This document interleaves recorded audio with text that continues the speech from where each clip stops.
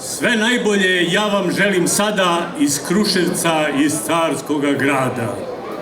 Vi ste srpski domaćini pravi, pa vam želim uvek da ste zdravi i u ovom važnom divnom danu svima hvala za predivnu hranu.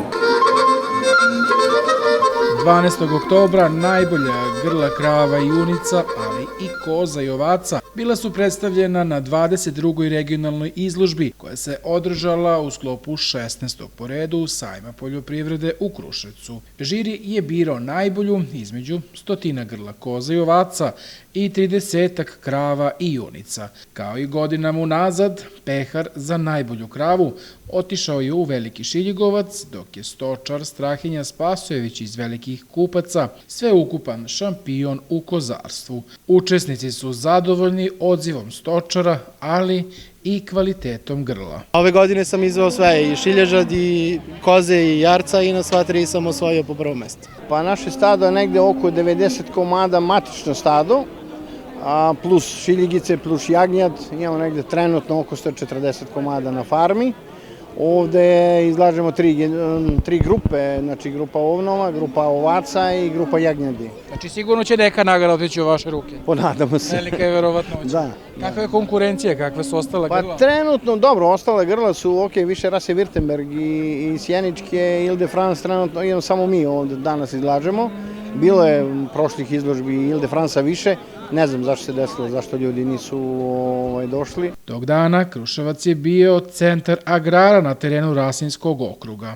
Poljoprivreda je nešto što zaista jeste karakteristično za naš kraj, nešto što zaslužuje još više da se ulaže i trudit ćemo se da i u narednom periodu radimo svi zajedno da prepoznamo koje su vaše potrebe, a da onda nekako iz budžeta mi imamo zadatak da ta sredstva opredeljujemo i da iz godine u godinu povećavamo. Grad Kruševac izdvaja iz budžeta, to jest ove godine 61 milion direktno za raznorazne pomoći u kupovini mehanizacije u stočarstvu, ali indirektno pomažemo i u uspostavljanju bolje putne infrastrukture, to jest onih poljskih radova. Birao se najlepši štand, slavski kolač, najbolja mesna zajednica, ali i proizvod. Žene Carskog grada je udruženje žena različitih zanimanja. Za 5 godina, koliko postoje, broj članica se od prvobitnih 30 povećao na preko 200. Naše žene rade suvenire, imamo i jako lepe medenjake, rade zimnicu, međutim trebalo je malo da se i tržište ostvari, da se dođe do nekog tržišta, tako da od sledeće godine planiramo da krenemo sa domaćom radinošću, da počnemo da proizvodimo slatko-slanu zimnicu. Inače, naše žene pletu, keklaju, vezu.